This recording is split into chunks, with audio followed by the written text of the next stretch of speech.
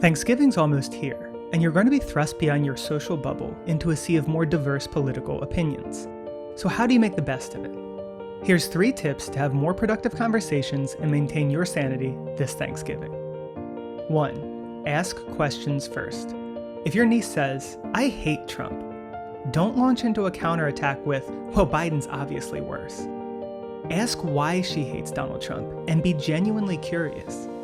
If you don't ask why, you tend to assume the worst. Asking why often reveals reasons that are less repugnant and allows you to find common ground. You may even share some of her criticisms.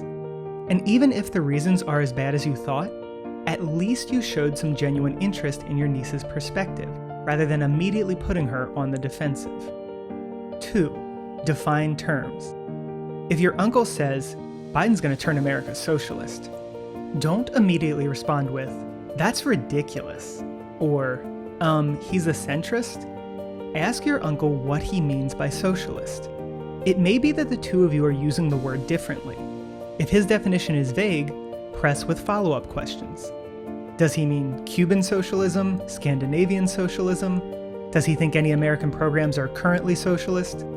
This has the dual benefit of making sure you aren't talking past one another, while also highlighting some potential gaps in his knowledge.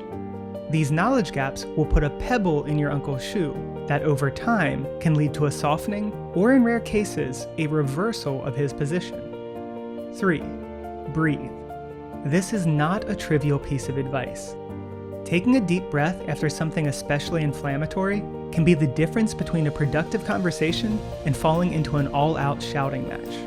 When you're angry, the emotional hubs of your brain light up before the logical ones. Breathing deeply not only forces you to pause, research suggests it may increase the relative activity and blood flow in those more logical regions. This can be the difference between keeping your cool and saying something you'll regret. These tips aren't magic bullets, and they take practice, but regularly implementing them will gradually lead to more productive conversations for everyone.